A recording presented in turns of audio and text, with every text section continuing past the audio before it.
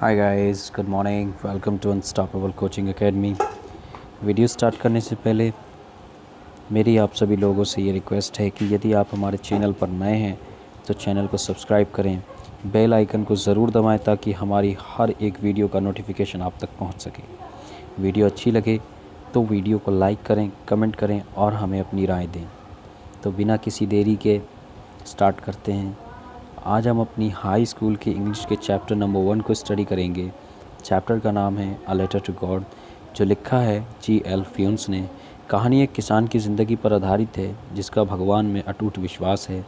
Lencho, जो कि एक किसान है जिसका घर छोटी पहाड़ी की चोटी पर और पूरी घाटी में एकमात्र अकेला घर होता है।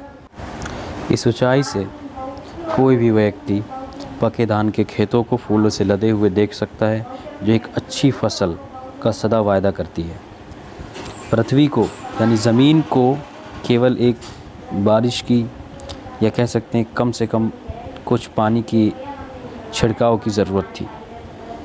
पूरी सुबह लेंचो ने, जो अपने खेतों को बहुत अच्छी तरीके से जानता था, कुछ नहीं किया, बस पूरब और उत्तर की दिशा में देखता रहा और अपनी बीवी से कहता है कि आज वास्तव में हमें कुछ पानी मिलने वाला है।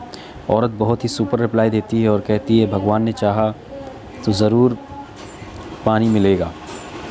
जो बड़ा बेटा होता है वो खेत में काम कर रहा होता है और छोटा बेटा जो होता है वो घर के करीब खेल रहा होता है, और उधर जो उसकी औरत होती है वो घर में खाना रात का तैयार कर रही होती है। और उसने अपने बच्चे को और अपने पति को बुलाते हुए, खाने का समय हो चुका होता है तो अपने बीवी और बच्चों को और अपने पति को बुलाती है खाने के लिए। और जैसे कि लेंचो ने भविष्यवाणी की थी कि बारिश की कुछ उम्मीद है और कुछ बारिश हमको मिलने वाली है, उसी समय बारिश की बड़ी बड़ी बूंदों का गिरना शुरू हो जाता है। उत्तर पूरब दिशा में बादलों के विशाल पर्वत आते हुए देखे जा सकते थे। हवा ताज़ी और मधुर थी और लेंचो अपने शरीर पर बारिश की बूंदों का अनुभव करने के लिए बाहर निकलता है।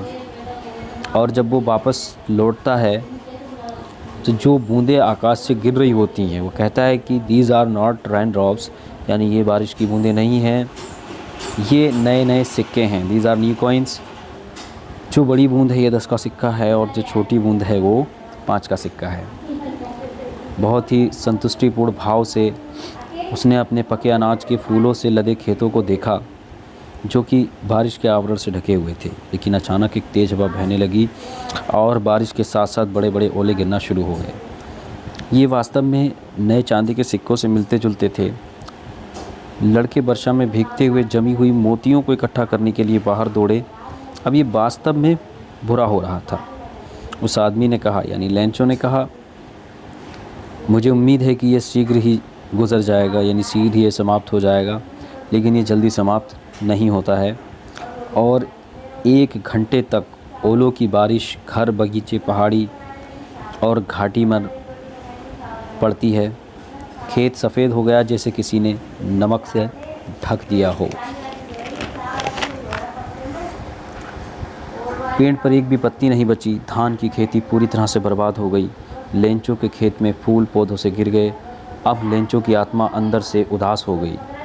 जब तूफ़ान गुजर गया तो वो अपने खेत के बीचों बीच खड़ा होकर अपने बेटे से कहता है कि बेटा, अगर टिड्डियों का एक झुंड भी हमारी फसल पर आक्रमण कर देता या आ जाता तो शायद वो इससे ज़्यादा कुछ छोड़ देता, लेकिन इस बर्बादी ने, इस तूफ़ान ने हमारे लिए कुछ नहीं छोड़ा। इस साल हमारे पास कोई अनाज नहीं है। और उस रात बड़ी ही दुख की रात थी। हमारी सारी मेहनत, वो अपने बेटे से कहता है कि हमारी सारी मेहनत ख़राब हो गई, व्यर्थ चली गई। अब ऐसा कोई व्यक्ति नहीं है जो हमारी मदद कर सके। इस साल हमें भूखा रहना पड़ेगा। लेकिन उस घाटी में रहने वाले, उस मकान के अंदर रहने वाले सभी व्यक्तियों के दिलों में एक ही उम्मीद ज़िंदा थी कि भगवान से उनकी आशा जुड़ी हुई थी कि भगवान से हमें मदद मिलेगी। और उसकी बीवी एक तरफ कहती है कि इतना अधिक मत घबराओ, इतना ज़्यादा मत घबराओ, याद रखो कि कोई भी भूख से नहीं मरता है। लोग कहते हैं कि भूख से कोई नहीं मरता है। सारी रात लेंचो सिर्फ अपनी एक ही आशा के बारे में सोचता रहा कि मुझे भगवान से मदद मिलेगी। उसकी आंखें जो कि लेंचो की अंतरात्मा की भांति सर्वत्र रहती हैं। लेंचो खेतों में भेल की भांति सख्त मेहनत किया करता था, लेकिन फिर भी वह लिखना जानता था। और अगले रविवार को सुबह सवेरे उसने एक पत्र लिखना शुरू किया, जिसे वह खुद कस्बे लेकर गया और इसे डाक में डाल दिया। वह परमात्मा को लिखे गए पत्र से कुछ भी कम नहीं था। उसने लिखा, भगवान, यदि मेरी सहायता नहीं करोगे तो मेरा परिवार और मैं इस वर्ष भूखे रह जाएंगे। मुझे अपने खेत को फिर से बोने के लिए तथा अगली फसल पकने तक जीवित रहने के लिए 100 पॉसेस की ज़रूरत है। उसने लिफाफे पर लिखा, परमात्मा को। पत्र को लिफाफे में डाला। अभी भी परेशान हुआ कस्बे में गया। डाकघर पर उसने पत्र पर स्टाम्प लगाई और उसे मेल बॉक्स में डाल दिया। डाकघर का एक कर्मचारी जो डाकिया था और डाकघर में सहायता का भी काम किया करता था, खुले दिल से हंसते हुए अपने बॉस के पास गया और उसने परमात्मा यानी भगवान के नाम लिखे गए पत्र को दिखाया। एक डाकिये के रूप में अपनी नौकरी के दौरान उसने कभी भी यह पता यानी इस तरह का कोई भी पता नहीं देखा था। पोस्ट मास्टर जिसको उसने पत्र दिखाया एक मोटा, मैत्रीपूर्ण और खुशमिजाज व्यक्ति था। पत्र को देखकर ज़ोर से हंसा, लेकिन शीघ्र ही जल्दी ही वह सीरियस हो गया, गंभीर हो गया और उसने अपनी डेस्क पर पत्र को रखते हुए एक अलग ही अंदाज में कहा, क्या विश्वास है।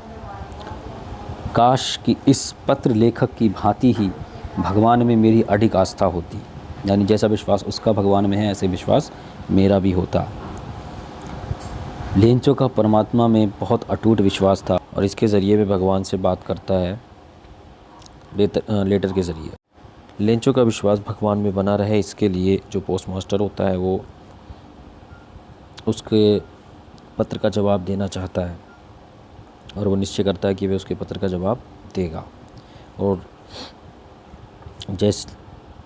वह स्टार्ट हो जाता है उसके पत्र का जवाब देने के लिए कि चलो इसके पत्र का जवाब दिया जाए। लेकिन जैसे ही वो पत्र खोलता है तो ये स्पष्ट हो जाता है कि इस पत्र में उत्तर देने के लिए नेक भावना से अधिक कुछ अन्य चीज़ की भी ज़रूरत थी। लेकिन वो अपने निश्चय पर अडिग रहा। उसने अपने कर्मचारियों से पैसे देने के लिए कहा। उसने स्वयं भी अपनी तनख्वाह का कुछ अंश दिया और उसके अनेक दोस्तों ने भी इस नेक दानशीलता के कार्य में कुछ न कुछ दिया। उसके लिए 100 पॉसेस का धन एकत्रित करना असंभव था, इसीलिए वे उस किसान को आधे से थोड़ा ज़्यादा धन ही भेजने योग्य हो पाया। उसने धन को एक लिफाफे में रखा और लिफाफे पर लेंचो का पता लिखा और धन के साथ एक पत्र भी उसमें डाल दिया, जिस पर केवल एक शब्द हस्ताक्षर के रूप में लिखा गया, गॉड। अगले रविवार को वह अन्य दिनों की तुलना में ये पता लगाने के लिए थोड़ा जल्दी चला गया कि क्या कोई पत्र था। ये स्वयं डाकिया था जिसने उसे पत्र दिया, जबकि पोस्ट मास्टर एक नए कार्य करने वाले व्यक्ति की संतुष्टि का अनुभव करते हुए अपने दफ्तर से देख रहा था। लेंचो ने धन को देखकर ज़रा सी भी हैरानी प्रदर्शित नहीं की, यानी वो ज़रा सा भी सरप्राइज़ नहीं हुआ। ऐसी ही उसकी दृढ़ आस्था थी। लेकिन जब उसने पॉसेस की गिनती की तो वह क्रोधित हो गया, यानी गुस्सा हो गया कि भगवान गलती नहीं कर सकता, ना ही वह लेंचो को उसकी प्रार्थना को स्वीकार करने से मना कर सकता था।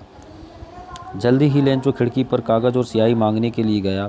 अब जनता की लेखन टेबल पर उसने लिखना शुरू किया। उस समय उसके माथे पर सलवटें थीं जो कि अपने विचारों को व्यक्त करने के प्रयत्न के कारण प्रकट हुई थीं।